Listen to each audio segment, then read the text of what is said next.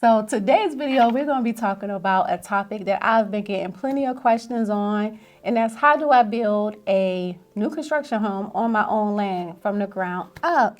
Right. I have Jay Ingram here. The last time we met, we was at America's Home Place. Yep. And he actually was doing a lunch and learn for realtors on this very topic. And that's been what? Ooh, That's been at least 7. at least At least 7 years. Yeah, at least 7. But you've been in the business about 18 plus years now? It's going on 20 this year. Okay. Going on 20 this year. So December of 2005. And actually, I got in the business in Georgia, so I wasn't even in South Carolina when I started this crazy business that we're in. It's also very fun. But yeah, it's well, you got quite a baby interesting. face. You telling your age now. You don't look that old. I don't know about the baby face, but Well, I remember that I learned a lot that day, but I can imagine over the years some things may have changed. So maybe you can clear up some questions and help some of our viewers answer some questions about how can they build a home on their own lot. That's becoming definitely, I think people are starting to ask that question more, like you said earlier, just because, you want a specific certain thing in your house, and maybe the builders that are doing that is not putting the things that you might want, and then existing homes, you may not want to go out and do a renovation project. You might want to just, hey, this is what I want in my house, and so it'd be nice to kind of build it from the ground up and customize it however you want it. Yeah, I don't know. I mean, I can't imagine living through that. That's just It's a seems lot. like a little bit of work. It's But just a tad bit. It could be worth it though. It could definitely be worth the finished project, the finished price. I can't even think of the word I'm trying to say right now. But hey, the finished product is actually what I was trying to say. Can't get it out. I know it's running from me. Yeah. But the finished product is where it's at. I mean, it's kind of like when we go through our transition with a buyer from the beginning, and then when they get to the end and they close, there's a process that happens. And it's a beautiful thing when you take somebody that maybe it's their first time, they don't know much about the process at all. You get them to the closing table and you see the transition. So it's, it's the same thing. It's always happy, smiling faces, no matter what you went through to get there. Because we know it ain't all ice cream and cake, as they say, during the whole process. It ain't always that way. But I think for most people, the desire to build on their own land is just to have land and space, because with these new builders, even if you go to new construction, it's just like... Everybody's on top of each other. I mean, you got one house here. You can basically, your house is so close that I can hear what's going on in your house next door. So if you got just a little bit of music on, I can hear you. I can hear. I can pretty much have a dance. I can have a dance party at my house. And listen to your music. Like, let's share the DJ. Yeah, exactly. We just pay them one price and we get double the fun over here. Oh, that's funny. So, first question. Is the loan product or the loan process the same as if I go to the builder and buy a new home there? Like, what does my score have to look like? Right. So that's a good question. And that's usually one of the first questions that comes up, because everybody wants to know, man, what kind of score do I need to have? Because that's obviously, we always start with the credit score, right? We always start there. So you gotta get your foot in the door. Yeah, you got to get your foot in the door. But the scores right now for new construction, 620. For existing homes, or I won't say existing homes, but if you're looking at FHA, VA conventional on an existing home, those scores can go as low as 500. However, there's a lot of requirements at that 500. You're talking having more money down at that point. There's probably going to be a lot of explanations and all that stuff to go with it.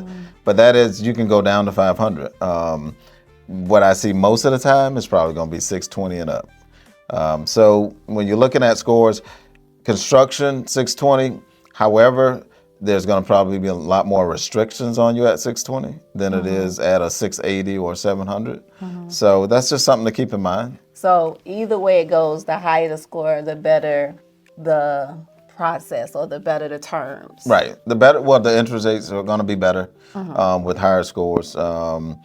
And just overall, I think you're going to have a better deal term-wise. You're throwing around 500. Yeah, call him. No, don't call me. I'm going to tell him to call you. I'm going to tell him, hey, you need to call Alicia. She can take care of that for you. But it's possible. But it's possible. take a lot more steps Right. and process. And to be quite frank with those, it is tough to get a deal at 500, right? I mean, it really is. There's got to be a lot of extenuating circumstances going on. There's got to be some things that you can document, you can prove. I give you an example, a job loss or something like that, where you can see, man, everything was perfect before that job loss. And then job loss happens, and then you got a span of a year, like everything just kind of went down. Or you're in the hospital. So it's got to be something that you can really kind of, I don't want to say paint the picture, but you got to be able to really explain it, and you got to be able to document it, not just explain it. Because anybody can say anything, right? But if you can't document it, so, you know what I'm saying? So another question I always get is like, so how much money do I need down? So that's the next question. Like, how much money you gotta have? I gotta. Well, you know, you got to pull out the checkbook on the construction loan. We need the checkbook to come to the table. But no, seriously, on that, I mean, you're looking at anywhere from 20% down, and then 20, 25%. Obviously, you can put down more if you want. When you're dealing with existing homes, I mean, it's going to be less money, right? Some of that depends on how much you want to put down there. But we're talking minimums. On a FHA loan, it's 3.5%. Conventional loan, you're looking at anywhere from 5% and up. And a VA, you're looking at 100%. You can do 100% on those. Right. So I think when you look at the construction side of it, the construction side is obviously going to be more money down, right? Because you got, if you don't have the land, if you got to go get the land, and then you got the build, you got all these materials, you got so many other components to building a house that you got to have some, as I say, skin in the game, because nobody's going to give you 100% of the money to go build. Yeah, so you got to have some skin in the game, and that just means that you got to have some money invested. So, yeah. Uh-oh, I done hit a nerve. So, this next question. She about to light me up with this one.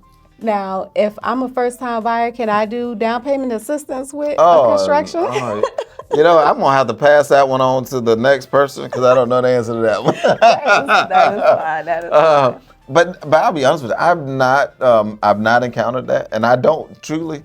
I'm the type of person that if I don't know, I'm gonna tell you I don't know, and I truly don't know if there's a down payment assistance. But the one thing is, I'm very resourceful, so.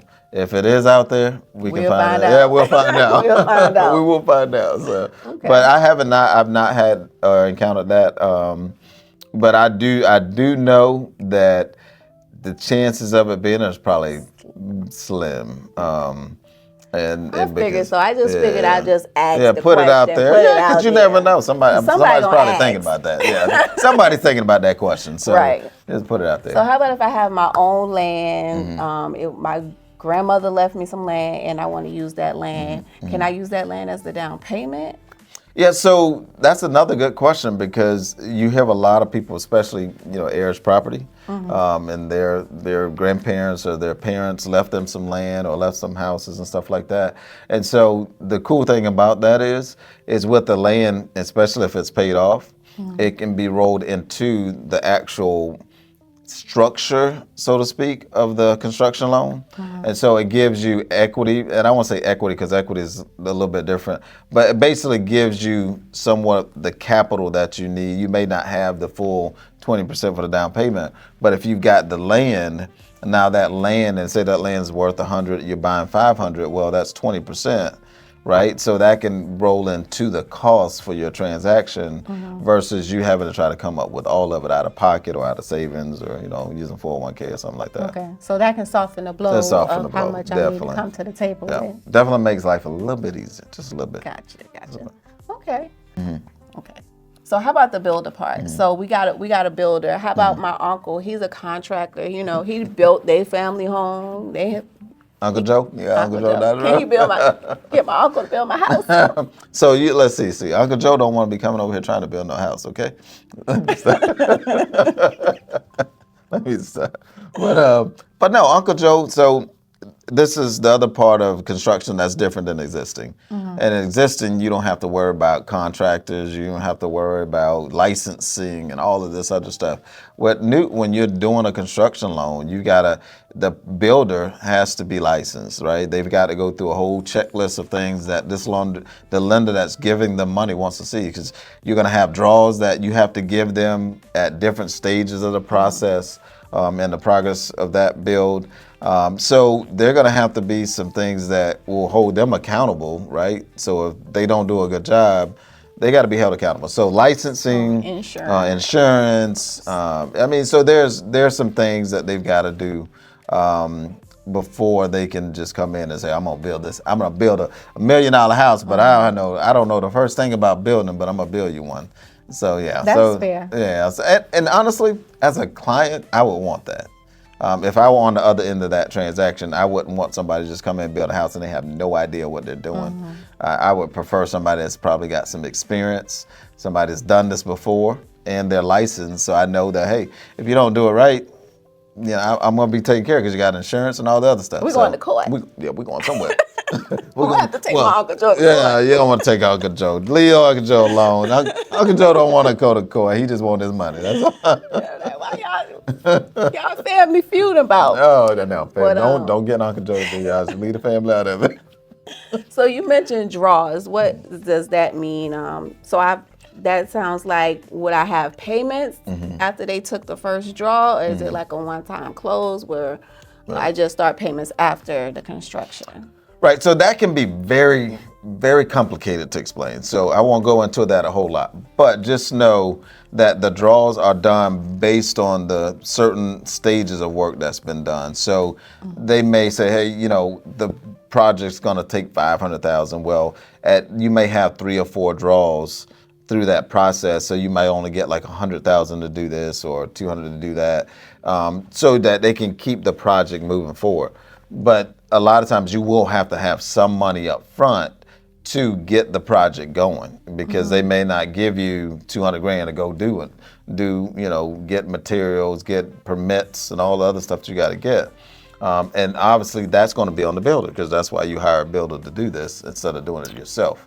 So the builder, they may say, hey, I'll take $50,000 or $60,000. And they'll probably roll it up into their costs of what it's going to take to build a house. Because I have one I was doing out of Atlanta, but with that one, the builder was kind of different on how they handled the fees. And so that's why it's important for us to get all the stuff up front. So, because before you even submit all of the permits, you got to go through a process of getting all the costs down. You got to go. It's a cost check. Oh yeah, everything's itemized. So when you start building, okay, it's gonna cost this amount to build. Now you might be off just a little bit, but it won't be a $300,000-$400,000 difference because you didn't do any of the costs up front. So once we pick out those plans and those products, we need to stick with it, because that'll change the budget. Yeah, but you take the time to do that here, so you're not doing that back here. Because if you're doing it back here, it's going to blow everything up. You might be talking a little bit of Greek. Yeah. So not too in-depth, but in simple terms, tell us, what does a draw mean? So a draw just means that the money that's being held from your loan is provided to the builder for them to continue to do work on your home. That's pretty much all a draw is. It sounds cool, but it's really just very simple. It's just money being held in escrow by the attorney, and that money is released to the builder to do work. And then what they do before they release that money, they have certain inspections that's got to be done and make sure they're approved before the next round of money is released to go out and do the next stages. Next stages of the project. Okay. Yeah. So revisit one more time just to make sure that everyone understood. One-time close. I start construction. We got the loan approved. We're moving forward. We close on the property up front. When is my first payment due? That's a very good question. Normally it's 45 days after the close. But I would tell you just the one-time piece is important, because you don't have to do another loan or have to refinance out of the construction loan, and it saves you a lot of money, because if you end up doing 2 loans, it's 2 sets of closings. and it's 2 sets of closing costs. So you end up paying more money when you do a 2-time close versus a 1-time. Okay. So my home is finished. 40 days. I start payments. Roughly 45. It's honestly, it's almost just like the existing home. So you buy a house, you close in say March. You have a payment in May. That's usually how it works. Because if you close, like say you close March the 15th, you're gonna have a payment May the 1st, and so and payments are always due on the 1st. Okay. So I gotta have somewhere to stay. You gotta have somewhere to stay. I gotta pay for 2 houses, or I gotta pay a house and a rent. No, because you're moving in March. Yeah. If you're done. In 45 days? Yeah, if you're done. Okay, you're talking about when it's done, when it's complete, when right? it's complete. Yeah, when it's complete and everything is done. So I'm talking about during the construction process. Oh yeah, in the construction process, you gotta have a. So I don't have a payment. You have interest only, but again, every lender is different. So some of them do interest only and payments through that process, and so some of that is put into your closing sheet. So when you do the initial closing sheet, it's going to see how much those payments are, right? And that closing sheet is especially cost for doing a construction loan. And those costs are included so you don't have a payment, but it's financing, right? Because that's money that's being used for that as well.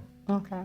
So I'm sure there's someone out there that's going to want you to break this down to them even more. I'm prepared for that, yeah. Tell us how to get in contact with right, so again, I'm Jay Ingram. I'm with Home Loans, Inc., right here in Charleston, South Carolina, serving Georgia, Florida, and South Carolina.